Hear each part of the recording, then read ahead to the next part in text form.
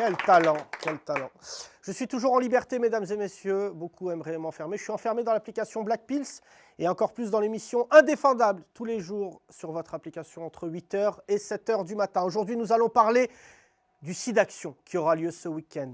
Lutter contre le sida, c'est faire en sorte que le SIDAction n'existe plus. Réfléchissez bien à ce que vous faites. Cette émission de ramassis de gens qui ne vendent plus d'albums depuis 8 ans. Il y en a déjà assez avec les enfoirés. Lutter contre le froid et la famine. Lutter contre le sida. On va en parler aujourd'hui. On va essayer d'en rire et même faire des blagues. Le sida tue, ne l'oubliez pas. Pas il vous rend malade. Pas le sida vous prend de l'argent. Le sida tue, mesdames et messieurs. Je recevrai monsieur Jérémy Villette, qui est un militant chez AIDS. Bienvenue, c'est Indéfendable. Ouais! Kev Adams, t'es nul! Arrête, arrête! Oh là là, n'importe quoi. Bienvenue, après cette mise en scène très coûteuse. Vous êtes sur Indéfendable, mesdames et messieurs. Gros succès de l'émission. J'ai reçu un mail d'un Péruvien qui me disait Hasta siempre la révolution. Je voulais le remercier parce que le petit Pablo qui nous regarde. Coucou, coucou Pablo. Aujourd'hui, on va parler du SIDAction. Le SIDAction, c'était oui, mais c'est sa raison d'être avec Faudel dans une cabine téléphonique. Mais surtout, le SIDAction, c'est une émission qui existe depuis trop longtemps maintenant. La vraie question, c'est quand est-ce qu'on va prendre conscience que le sida ne touche pas que des gens qu'on ne connaît pas. Je sais que vous allez souvent sur Internet pour voir des chats qui font du taekwondo, mais utilisez Internet aussi pour vous renseigner sur le virus du sida. Alors en général, dans cette émission Indéfendable, on aime rire du pire. Là, c'est le pire qui rit de nous. Putain, on est en 2018. Vous comprenez que le sida, il faut se protéger. C'est assez basique, quoi. Je ne vais pas reprendre la chanson de l'autre, simple et basique, et je le salue d'ailleurs, Orelsan, mais c'est quand même... Il y a des moyens de se protéger. Les préservatifs, j'en ai vu un, goût kefta. C'est-à-dire vraiment, ils essayent de toucher large. Tu vois. Bon, le sida aussi, ce n'est pas une maladie des années 80, ça existe toujours. Hein, parce que là, vous vous dites, ah, ben, le sida, il doit être dans une boîte, dans le grenier, à côté de mon CD de Cyndi Lauper. Non, ça tue un corps, mon pote. Donc, fais très attention. Quand tu couches avec une femme ou un homme ou un zèbre, fais très attention. Après, je n'ai pas de jugement sur les femmes, mais juste... protège-toi. Trêve de plaisanterie, on va mettre toutes les polémiques de côté pendant une émission, peu importe, quelles que soient les religions, quelle que soit votre couleur de peau, quelle que soit la couleur de vos cheveux, on peut être touché par ce virus horrible. Et je suis ravi de recevoir monsieur Jérémy Villette pour essayer de combattre les clichés. Bienvenue, c'est Indéfendable.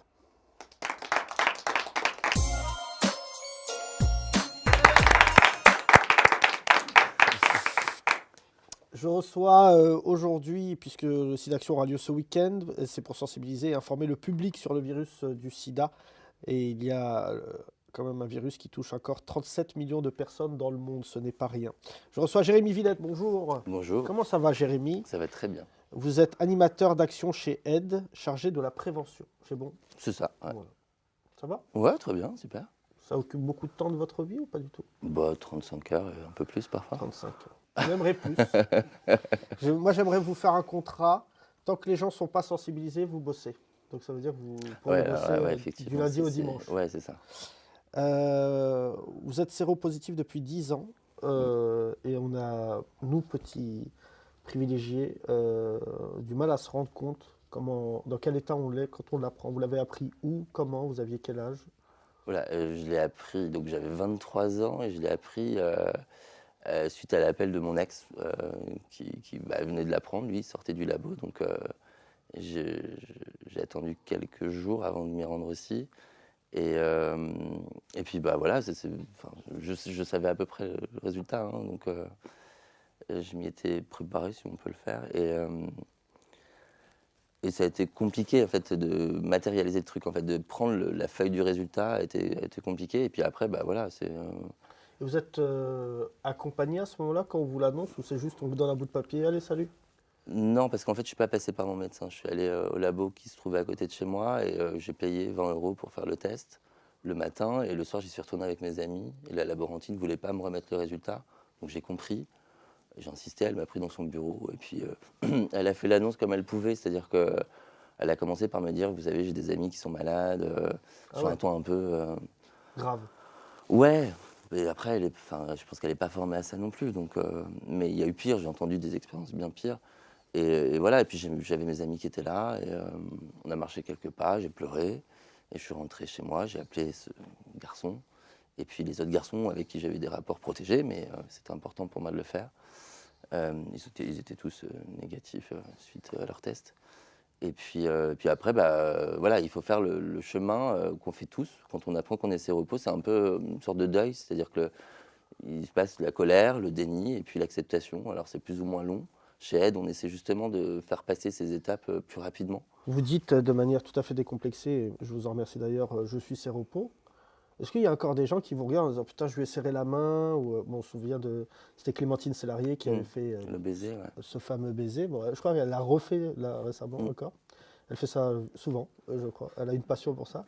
Mais tant mieux. Mais est-ce qu'il y a encore des gens qui ont ce fantasme de dire séropos, ça peut s'attraper par la main ou non, les gens Oui. sont vraiment. Ah ouais. Ah oui, oui. Bah, il y a, chez les jeunes, je crois que c'est ouais, à peu près 20% des jeunes qui pensent qu'en embrassant, des 18-24 ans, en embrassant une personne séropositive, on peut être contaminé. Donc c'est, Alors qu'on a plus de chances d'être contaminé en embrassant un connard qu'un séropos. Voilà. C'était une blague alors, vachement je sais pas engagée. contaminé par quoi, mais oui, c'est possible. J'embrasse pas trop des connards, moi. Mais ouais, non, non. Mais effectivement, je pense que les connaissances sur le VIH, il y a vraiment un gros travail à faire. Souvent, là, je crée le choc en leur disant que je suis séropos depuis 10 ans, et du coup, ils disent, ah bon, mais ça se voit pas. Bah oui, ça se voit pas, parce que les traitements ont beaucoup changé. Et je pense que la science est allée plus vite que la société.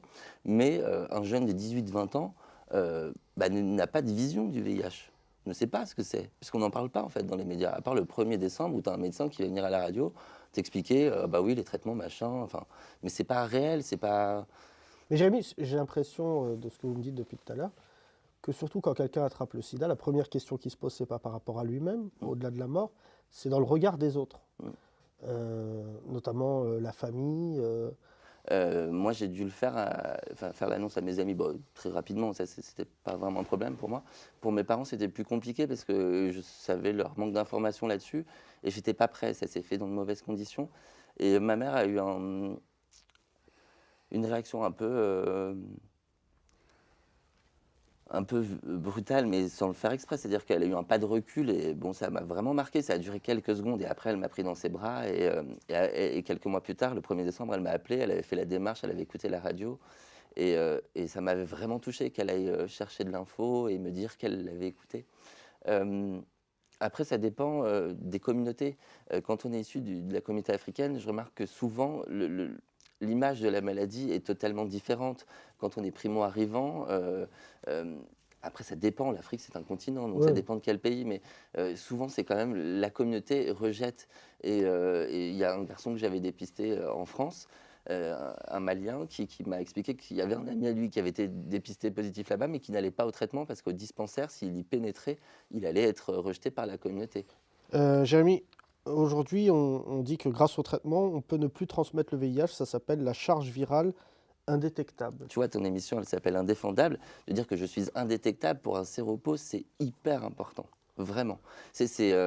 Moi, ça a changé ma vie. C'est-à-dire que la première peur que j'avais, c'était de transmettre le virus. De savoir que le virus, le corps étranger qui vit dans mon corps, là, avec qui j'ai appris à vivre, pardon, est toujours là. Mais il est tellement faible que quand je couche avec un garçon, quand je fais l'amour à un garçon, parce que voilà, je transmets plus le virus. Et pour les femmes aussi, qui peuvent avoir des enfants, sans transmettre le virus. Tout ça, c'est un truc vraiment incroyable. Et j'ai ça parce que je suis en France, parce que je suis né dans le bon pays, parce que je ne paye pas mon traitement, parce que je ne me pose pas la question chaque mois quand je vais à la pharmacie de comment je vais l'avoir, ce traitement. Et en militant chez Aide, je me suis rendu compte que c'était vraiment une chance. C'est un privilège quand même. Ah, mais complètement, ouais, c'est un privilège, c'est exactement ça. Si chacun allait faire un dépistage aujourd'hui, monde utopique, hein, mais chacun va faire un dépistage, on trouve les 30 à 50 000 personnes qui ignorent leur statut en France. Il y a 25 000 personnes en France. C'est ça, à peu près. Une estimation, oui, c'est ça, 25-30 000.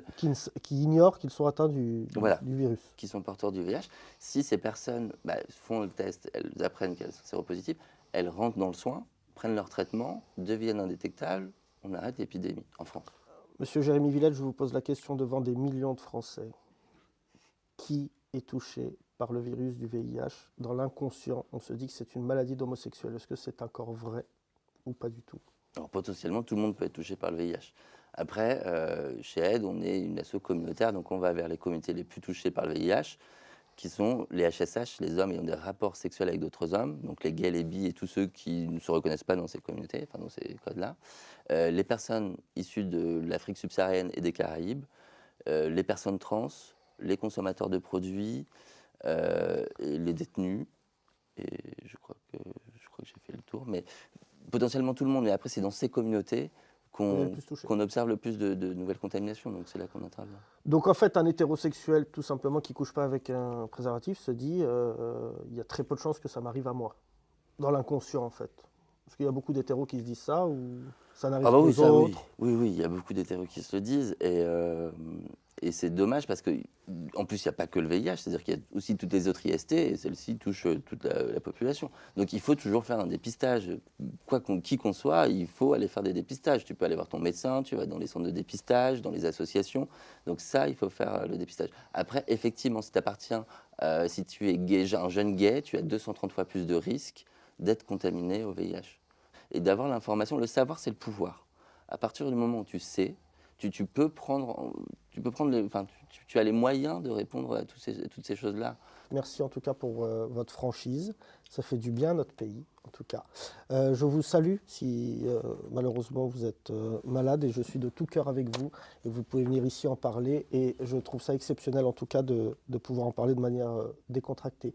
Jérémy, merci. J'aurais bien voulu vous embrasser sur la bouche comme Clémentine Slarié. Je ne vais pas le faire pour des raisons techniques. Mais sachez que vous êtes plutôt beau gosse. Voilà, je pense. Voilà. On se retrouve demain, mesdames et messieurs, pour Indéfendable. À demain.